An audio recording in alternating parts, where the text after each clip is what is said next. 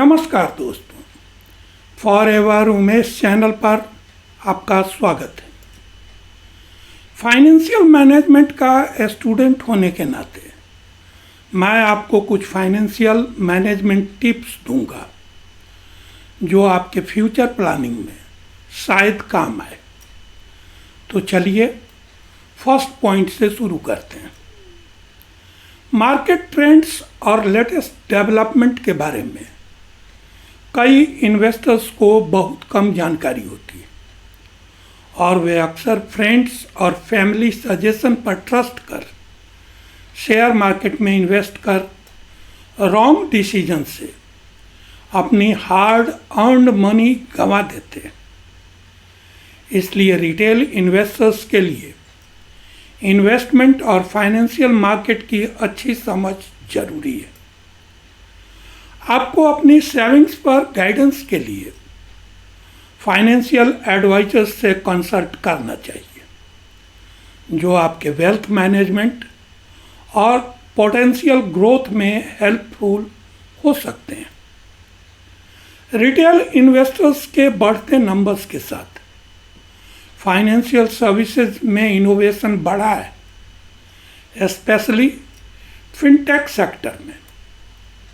Online trading platform, robo advisors और investment apps का प्रचलन बढ़ा है जो टेलर मेड सॉल्यूशन प्रोवाइड करता है। इन इनोवेशन ने इन्वेस्टमेंट को अधिक एक्सेसिबल, एफिशिएंट और पर्सनलाइज्ड बना दिया है, जिससे यूथ टेक सेवी इन्वेस्टर्स की पार्टिसिपेशन बढ़ी है। हालांकि यूजर्स को यूज करने से पहले इसको पूरी तरह से समझ लेना चाहिए। इन्वेस्टर्स के लिए इम्पोर्टेंट है कि वे डिजिटल फ्रॉड, जो बहुत जल्द बहुत ज़्यादा रिटर्न का प्रॉमिस करता है, से सावधान रहें, क्योंकि ये मनी गंवाने जैसे डिजास्टरस हो सकते हैं। रिटेल इन्वेस्टर फियर और ग्रिड से इमोशनल इन्वेस्टमेंट प्रोन होते हैं। मार्केट वॉलेटिलिटी में डाउन टर्न के दौरान पैनिक सेलिंग और अप टर्न के दौरान ओवर एंथुसियास्टिक बाइंग होती है। इस साइक्लिक बिहेवियर के कारण पुअर इन्वेस्टमेंट आउटकम और लॉन्ग टर्म वेल्थ इरोड होता है। इसलिए एसआईपी में इन्वेस्ट करना बेस्ट है, ताकि आप मार्केट मूवमेंट से अफेक्टेड ना हो और इन्वेस्टमेंट का एवरेज निकाला जा सके।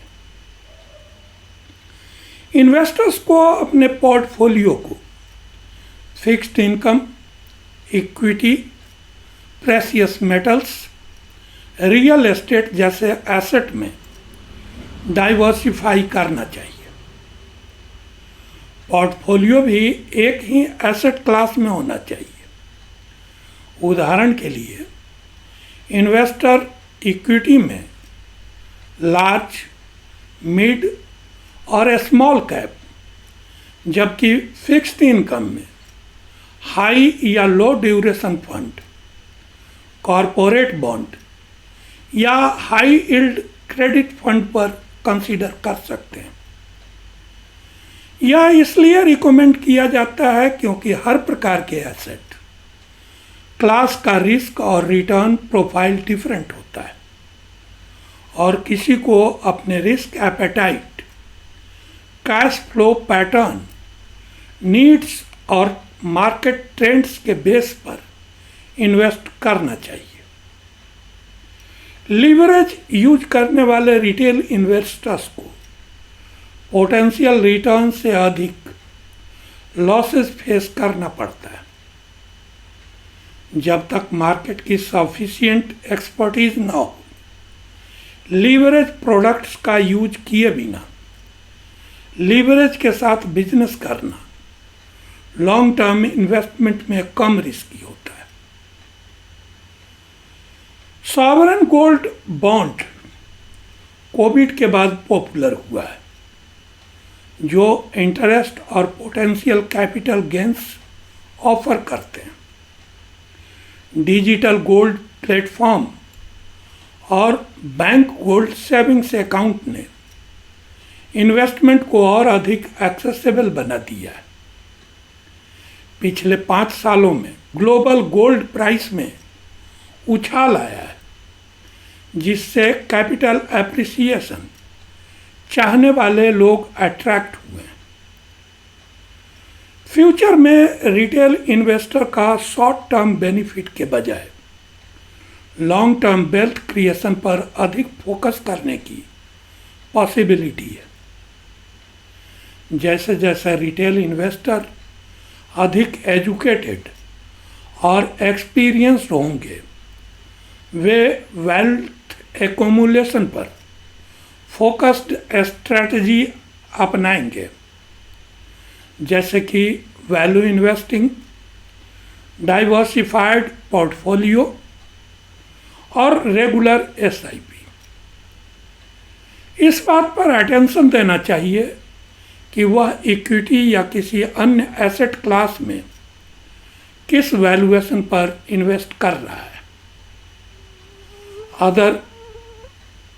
यदि वैल्यूएशन एलिवेटेड है तो इक्विटी जैसे हाई रिटर्न वाले एसेट के बावजूद रिटर्न लो होगा। Valuation present value, past valuation और कंपैरिजन ऑफ पीयर्स का स्टडी करता है, जो इंडिविजुअल इन्वेस्टर्स के लिए इम्पोर्टेंट फैक्टर होता है। अगर कोई इन्वेस्टर डाइवर्सिफिकेशन की तलाश में है तो ETF में इन्वेस्ट करना कॉस्ट इफेक्टिव है, क्योंकि इसमें फंड मैनेजमेंट चार्जेस बहुत कम होते हैं और फंड मैनेजर पर डिपेंडेंसी नहीं होती।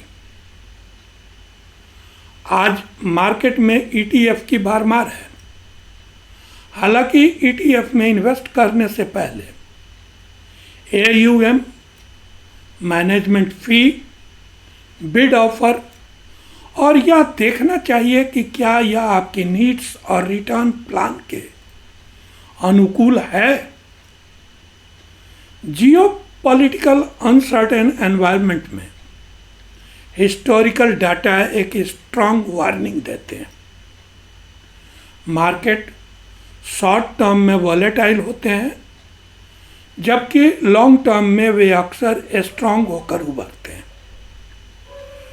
टेम्पररी टर्माइल को लॉन्ग टर्म गोल्स से डिस्ट्रैक्ट न होने दें। SIP इन्वेस्टमेंट एक प्रूडेंट अप्रोच है। मार्केट एक्टिविटीज पर इमोशनली रिएक्ट करने से अक्सर पुअर यील्ड होता है, जबकि पेशेंट इन्वेस्टर्स को स्टे करने से पोटेंशियल बेनिफिट मिलता है। अनऑथराइज्ड ब्रोकर और मार्केट इंटरमीडिएटरीज से सावधान रहें, क्योंकि वे सेबी में रजिस्टर्ड नहीं होते और पोटेंशियल इन्वेस्टर्स को धोखा दे सकते हैं।